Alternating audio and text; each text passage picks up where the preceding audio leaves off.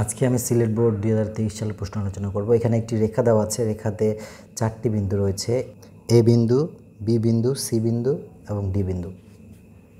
চিত্রের বি ও সি বিন্দুতে যথাক্রমে +9 ন্যানো কুলম্ব এবং -16 ন্যানো কুলম্ব আধানযুক্ত দুটি বিন্দুবস্তু দৃঢ়ভাবে রাখা আছে। এডি = 12 সেন্টিমিটার এবং এখানে সেমিকোলন দেওয়া আছে। সেমিকোলনের অর্থ হচ্ছে এবং বি এডির মধ্যবিন্দু এবং সি বিন্দু এডিকে 2:1 অনুপাতে অন্তর্বিভক্ত করে। গ নম্বর প্রশ্ন দেওয়া আছে, ডি বিন্দুতে তড়িৎ বিভব নির্ণয় করো। ঘ নম্বরে দেওয়া আছে, তৃতীয় একটি একক ধনাত্মক আধানযুক্ত বিন্দু বস্তুকে এ বিন্দুতে স্থাপন করলে বস্তুটি কোন দিকে গতিশীল হবে, গাণিতিক বিশ্লেষণ সহ নির্ণয় করো। প্রথমে আমরা উদ্দীপকের তথ্য নিয়ে আলোচনা করি। এখানে উদ্দীপকে দূরত্ব সম্পর্কে 3টি তথ্য দেওয়া আছে। দূরত্ব সম্পর্কিত প্রথম তথ্য, এ থেকে ডি বিন্দুর দূরত্ব 12 সেন্টিমিটার। অর্থাৎ এটি যদি এ বিন্দু হয় এবং এটি যদি ডি বিন্দু হয়, তবে এ থেকে ডি বিন্দুর দূরত্ব হবে 12 সেন্টিমিটার। এবং উদ্দীপকে দূরত্ব সম্পর্কিত দ্বিতীয় তথ্য হচ্ছে বি এ ডি এর মধ্যবিন্দু। অর্থাৎ এটি যদি এ বিন্দু হয় এবং এটি যদি ডি বিন্দু হয়, তবে বি বিন্দু হবে এডির ঠিক মধ্যবিন্দু। অর্থাৎ এডি = 12 সেন্টিমিটার, তাই এবি হবে অর্ধেক অর্থাৎ 6 সেন্টিমিটার। একই রূপে বিডি হবে 6 সেন্টিমিটার, কারণ এই বি বিন্দুটি এ এবং ডি অর্থাৎ 12 সেন্টিমিটারকে 2 ভাগে ভাগ করে। এদিকে হবে 6 সেন্টিমিটার, একই রূপে বিডি হবে 6 সেন্টিমিটার। উদ্দীপকে দূরত্ব সম্পর্কিত তৃতীয় তথ্যটি হচ্ছে সি বিন্দু এডিকে 2:1 অনুপাতে অন্তর্বিভক্ত করে। অর্থাৎ এটি যদি এ বিন্দু হয় এবং এটি যদি ডি বিন্দু হয়, এ থেকে ডি এর দূরত্ব হচ্ছে 12 সেন্টিমিটার এবং তৃতীয় তথ্য অনুসারে সি বিন্দু এডিকে 2:1 অনুপাতে অন্তর্বিভক্ত করে। অর্থাৎ সি বিন্দুটি এই এডিকে এক পাশে 2 অংশে এবং অপর পাশে 1 অংশে বিভক্ত করে। সুতরাং মোট অনুপাত হবে 3, কারণ এ পাশে রয়েছে 2 অনুপাত, এদিকে রয়েছে 1 অনুপাত, তাহলে মোট অনুপাত রয়েছে 3। 3-এর মধ্যে বাম সাইডে আসবে 2 অংশ এবং সি থেকে ডি অর্থাৎ ডান সাইডে 3-এর মধ্যে আসবে 1 অংশ। সুতরাং এই এ থেকে সি এর দূরত্ব হবে 3-এর মধ্যে 2 ভাগ, এবং যদি আমরা এটাকে পরিমাণে হিসাব করি, তবে আমরা 12 দিয়ে গুণ করব, তাহলে এটি আসবে 8 সেন্টিমিটার। সুতরাং এ থেকে সি এর দূরত্ব হবে 8 সেন্টিমিটার। একই রূপে সি থেকে ডি এর দূরত্ব হবে 3-এর মধ্যে 1, অর্থাৎ এটাকে আমরা 12 দিয়ে গুণ করব। 12 দিয়ে গুণ করলে আসে 4 সেন্টিমিটার। সুতরাং সি ডির দূরত্ব হবে 4 সেন্টিমিটার। এখন আমি গ নং প্রশ্নের সমাধান করব। এখানে দেওয়া আছে ডি বিন্দুতে তড়িৎ বিভব নির্ণয় করো। গ নং প্রশ্নের উত্তর, প্রথমে আমরা উদ্দীপকের চিত্রটি আবার অঙ্কন করি। এটি হচ্ছে এ বিন্দু, এটি বি বিন্দু, এটি সি বিন্দু এবং এটি ডি বিন্দু। উদ্দীপকে দেওয়া আছে বি ও সি বিন্দুতে যথাক্রমে +9 ন্যানো কুলম্ব এবং -16 ন্যানো কুলম্ব আধানযুক্ত দুটি বিন্দু বস্তু আছে। অর্থাৎ বি বিন্দুতে একটি বস্তু রয়েছে যার মান হলো +9 ন্যানো কুলম্ব। একই রূপে সি বিন্দুতে আরেকটি বিন্দু বস্তু আছে যার মান -16 ন্যানো কুলম্ব, অর্থাৎ -16 ন্যানো কুলম্ব। এখন গ নম্বর প্রশ্নে উল্লেখ আছে ডি বিন্দুতে তড়িৎ বিভব নির্ণয় করো। অর্থাৎ উদ্দীপক অনুসারে ডি বিন্দুতে 2টি বিভব উৎপন্ন হবে। একটি হবে বি বিন্দুর জন্য বিভব এবং আরেকটি হবে সি বিন্দুর জন্য বিভব। কিন্তু এ বিন্দুর জন্য ডি বিন্দুতে কোনো বিভব উৎপন্ন হবে না, কারণ এই গ নম্বর প্রশ্ন পর্যন্ত এতে কোনো চার্জ দেওয়া নেই। সুতরাং প্রথমে আমরা নির্ণয় করি বি বিন্দুর জন্য ডি বিন্দুতে বিভব, অর্থাৎ ভি বিডি = 1/4πε0 মাল্টিপ্লাই বি বিন্দুর চার্জ, অর্থাৎ কিউবি / আর, মানে দূরত্ব বি থেকে ডি এর দূরত্ব, বা ভি বিডি = 1/4πε0 এর মান হচ্ছে 9×10⁹। সুতরাং এখানে আমি 9×10⁹ দিলাম, গুণন বি বিন্দুতে চার্জের মান হচ্ছে 9 ন্যানো কুলম্ব, অর্থাৎ 9 10⁻৯ এবং বি থেকে ডি এর দূরত্ব যা ইতিপূর্বে আমরা নির্ণয় করেছি। বি থেকে ডি এর দূরত্ব 6 সেন্টিমিটার। এই 6 সেন্টিমিটারকে যদি আমরা মিটার করি তবে 6কে 100 দিয়ে ভাগ করতে হয়। 6কে 100 দিয়ে ভাগ করলে 0.06 আসে, বা ভিবিডি সমান সমান উপরের অংশগুলোকে গুণ করলে পাওয়া যায় 81 ডিভাইড বাই 0.06, বা ভিবিডি সমান সমান 81কে 0.06 দিয়ে ভাগ করলে আসে 1350 এবং বিভবের একক হচ্ছে ভোল্ট, সেই জন্য এখানে ভোল্ট দিলাম। একই রূপে সি বিন্দুর জন্য ডি বিন্দুতে বিভব অর্থাৎ ভি সিডি সমান সমান 1 divide by 4πε0 multiply QC divide by R, মানে দূরত্ব। এই আর হচ্ছে সি থেকে ডি বিন্দুর দূরত্ব, বা ভিসিডি সমান সমান 1 ডিভাইড বাই 4πε0 এর মান হচ্ছে 9 × 10⁹ গুণন কিউ সি অর্থাৎ সি বিন্দুর চার্জ দেওয়া আছে -16 ন্যানো কুলম্ব। সুতরাং এটাকে কুলম্বতে কনভার্ট করলে আসে -16 10⁻৯ এবং নিচে আর দেওয়া আছে। আর এর মান হচ্ছে সি থেকে ডি এর দূরত্ব। আমরা ইতিমধ্যে উদ্দীপকের 3 নম্বর তথ্য অনুসারে সি থেকে ডি বিন্দুর দূরত্ব 4 সেন্টিমিটার পেয়েছি, যাকে মিটার করলে 100 দিয়ে ভাগ করতে হয়। 4কে 100 দিয়ে ভাগ করলে 0.04 আসে, তো এখানে 0.04 দিলাম, বা ভিসিডি সমান সমান উপরের অংশগুলোকে মাল্টিপ্লাই করলে আসে -144 এবং নিচে রয়েছে 0.04, বা ভিসিডি সমান সমান -144কে 0.04 দিয়ে ভাগ করলে আসে -3600 এবং বিভবের একক হচ্ছে ভোল্ট, সেই জন্য ভোল্ট দিলাম। কাজেই আমরা বলতে পারি ডি বিন্দুতে মোট দুটি বিভব উৎপন্ন হচ্ছে। একটি হচ্ছে বি বিন্দুর জন্য বিভব যার মান 1350 ভোল্ট এবং অপরটি হচ্ছে সি বিন্দুর জন্য ডি বিন্দুতে বিভব যার মান রয়েছে -3600 বিভব, অর্থাৎ ডি বিন্দুতে দুটি বিভব উৎপন্ন হয়েছে। সুতরাং ডি বিন্দুতে মোট বিভব হবে 1350 এবং -3600 এর যোগফল, কারণ বিভব হচ্ছে স্কেলার রাশি আর স্কেলার রাশির যোগফল সাধারণত বীজগণিতের নিয়মে হয়ে থাকে। সুতরাং লিখতে পারি ডি বিন্দুতে মোট বিভব সমান সমান 1350 ভোল্ট প্লাস ব্র্যাকেটের ভিতর -3600 ভোল্ট। সুতরাং এটাকে যোগ করলে পাওয়া যায় -2250 ভোল্ট। সুতরাং আমরা বলতে পারি ডি বিন্দুতে মোট বিভব সমান সমান -2250 ভোল্ট। এখন আমি ঘ নাম্বার প্রশ্নের সমাধান করব। ঘ নাম্বার প্রশ্নে লেখা আছে তৃতীয় একটি একক ধনাত্মক আধানযুক্ত বিন্দু বস্তুকে এ বিন্দুতে স্থাপন করলে বস্তুটি কোন দিকে গতিশীল হবে গাণিতিকভাবে বিশ্লেষণ করো। ঘ নং প্রশ্নের উত্তর। প্রথমে আমরা চিত্রটিকে আবার অঙ্কন করি। এটি হচ্ছে এ বিন্দু, এটি বি বিন্দু, এটি সি বিন্দু এবং এটি হচ্ছে ডি বিন্দু। ঘ নম্বর প্রশ্ন উল্লেখ আছে তৃতীয় একটি একক ধনাত্মক আধানকে এই বিন্দুতে স্থাপন করা হলো, অর্থাৎ এই বিন্দুতে +1 কুলম্ব আধান স্থাপন করা হয়েছে এবং পূর্বেই বি বিন্দুতে +9 ন্যানো কুলম্ব চার্জ ছিল এবং সি বিন্দুতেও -16 ন্যানো কুলম্ব চার্জ ছিল। সুতরাং এই বিন্দুতে স্থাপিত +1 কুলম্ব বস্তুটি কোন দিকে গতিশীল হবে তা নির্ণয়ের জন্য প্রথমে আমরা এই বিন্দুর উপর ক্রিয়াশীল বলের মান নির্ণয় করব।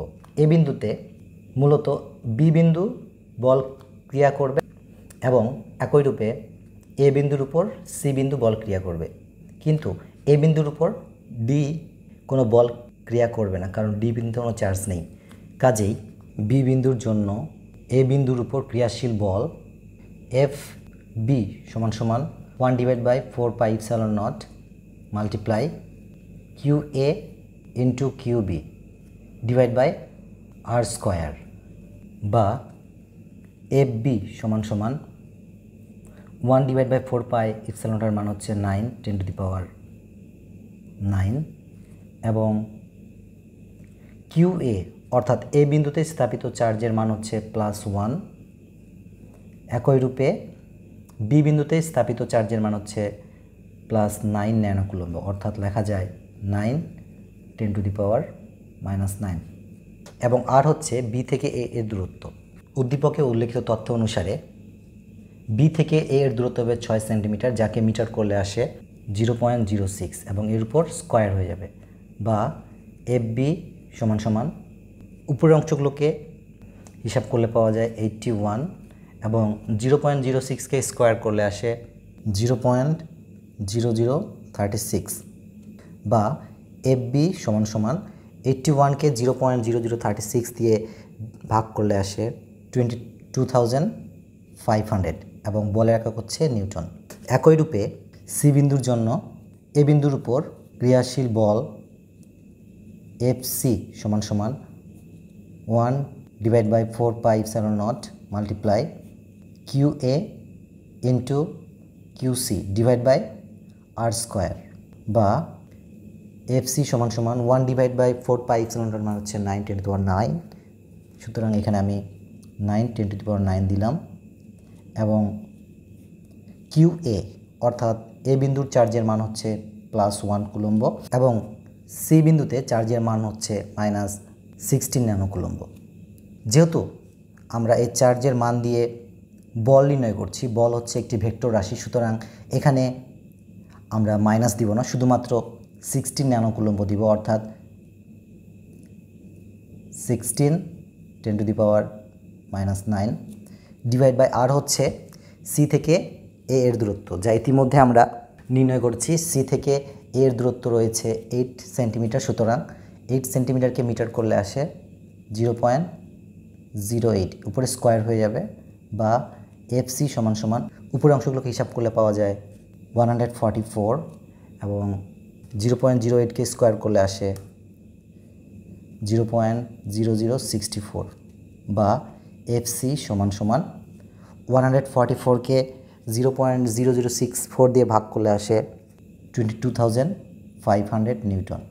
কোনো বস্তুর উপর দুটি ভেক্টর মান ক্রিয়াশীল থাকলে বস্তুটি কোন দিকে গতিশীল হবে বা বস্তুটি কোন দিকে যাবে তার নির্ণয়ের সূত্র হচ্ছে tan থিটা সমান সমান Q sine alpha P plus Q cos alpha. এখানে এটি হচ্ছে পি ভেক্টর এবং এটি হচ্ছে কিউ ভেক্টর এবং এটি হচ্ছে বস্তু। বাম দিক থেকে যদি আমরা হিসাব করি, বাম দিক থেকে উপরের দিক যদি আমরা হিসাব করি, তবে এটি হবে পি ভেক্টর অর্থাৎ প্রথম ভেক্টর এবং এটি হবে দ্বিতীয় ভেক্টর, এবং এই যে কোণটা দেখতে পাচ্ছেন পি থেকে কিউ, এর মান হচ্ছে আলফা। দুইটি ভেক্টরের মধ্যে ক্রিয়াশীল মানকে আলফা ধরা হয়, এবং বস্তুটি কোন দিকে যাবে অর্থাৎ কত কোণে যাবে তা এই থিটা এর মান থেকে নির্ণয় করা যায়। কিন্তু সাধারণত বস্তুটি কোন দিকে যাবে তা আমরা tan থিটা সমান সমান Q sine alpha P plus Q cos alpha এই সূত্র থেকে থিটার মান তখনই বের করব যখন বস্তুটির উপর লব্ধি বল থাকবে। কাজেই কোন দিকে যাবে সেটি নির্ণয়ের আগে আমাদের লব্ধি বল নির্ণয় করতে হবে, এবং লব্ধি বলের নির্ণয়ের সূত্র হচ্ছে আর সমান সমান P square plus Q square plus 2pq cos alpha. এখানে পি হচ্ছে প্রথম ভেক্টর এবং কিউ হচ্ছে দ্বিতীয় ভেক্টর এবং আলফা হচ্ছে পি থেকে কিউ, এই দুইটি ভেক্টরের মধ্যবর্তী কোণ। কাজেই কোন দিকে যাবে অর্থাৎ থিটার মান বের করার পূর্বে আমাদের লব্ধির মান বের করতে হবে। যদি লব্ধির মান থাকে তখনই আমরা থিটার মান নির্ণয় করব। প্রথমে আমরা ধরে নিই এটি এ বিন্দু, এ বিন্দুতে চার্জের মান হচ্ছে +1 কুলম্ব এবং এ বিন্দুতে দুইটি বল কাজ করছে, একটি হচ্ছে এফ বি যার মান 22,500 এবং এই মানটি সাধারণত বাম দিকে ক্রিয়াশীল হবে, কারণ বি বিন্দুতে চার্জের মান রয়েছে +9 কুলম্ব এবং এ বিন্দুতে চার্জের মান রয়েছে +1 কুলম্ব। বি বিন্দুতে চার্জের মান প্লাস ধনাত্মক, এ বিন্দুতেও চার্জের মান ধনাত্মক। সমজাতীয় চার্জ সাধারণত পরস্পরকে বিকর্ষণ করে এবং যেহেতু বি বিন্দুতে চার্জের মান বেশি, সেই জন্য বি বিন্দুটি এ বিন্দুকে বাইরের দিকে ধাক্কা দেবে। সুতরাং এটি হচ্ছে এফ বি বলের মান যা বাম দিকে ক্রিয়াশীল এবং এফ বির মান হচ্ছে 22,500 নিউটন। একই রূপে এ বিন্দুতে আরেকটি বল কাজ করছে যার মান এফসি সমান সমান 22,500। এফসি মূলত এ বিন্দু থেকে ডান দিকে ক্রিয়াশীল, কারণ সি বিন্দুতে চার্জের মান রয়েছে মাইনাস এবং এ বিন্দুতে চার্জের মান রয়েছে প্লাস। প্লাস এবং মাইনাস এই দুটি চার্জ পরস্পরকে আকর্ষণ করবে। যেহেতু সি বিন্দুতে চার্জের মান বেশি, সেই জন্য এফসি মূলত ডান দিকে ক্রিয়াশীল হবে এবং এর মান রয়েছে 22,500 নিউটন। সুতরাং এ বিন্দুতে মোট বল হবে এফ সমান সমান, ডান দিকের বলের মানটিকে আমরা প্রথম বল ধরে নিব। সুতরাং F C square plus F B square plus 2 F C F B cos alpha, বা এফ সমান সমান, যেহেতু এফ সি এবং এফ বি এই দুইটি বল পরস্পরের সাথে 180 ডিগ্রি কোণ উৎপন্ন করেছে, তাই আমরা এফ সি এফ বির মান আগে বসাবো না, আগে আলফার মান বসিয়ে সূত্রটাকে শর্ট করে নেব, তারপরে আমরা মান বসাবো।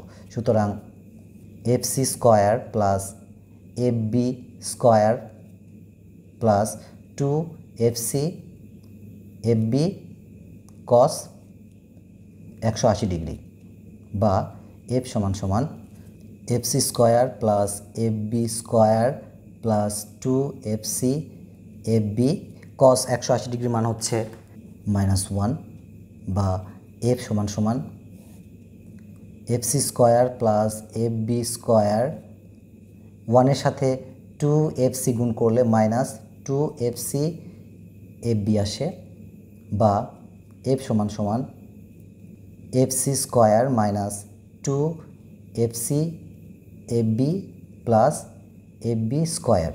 এখানে আমরা -2 এফ সি এফ বিকে আমরা মাঝখানে আনলাম এবং প্লাস এফ বি স্কোয়ারকে ডান সাইডে নিয়ে গেলাম।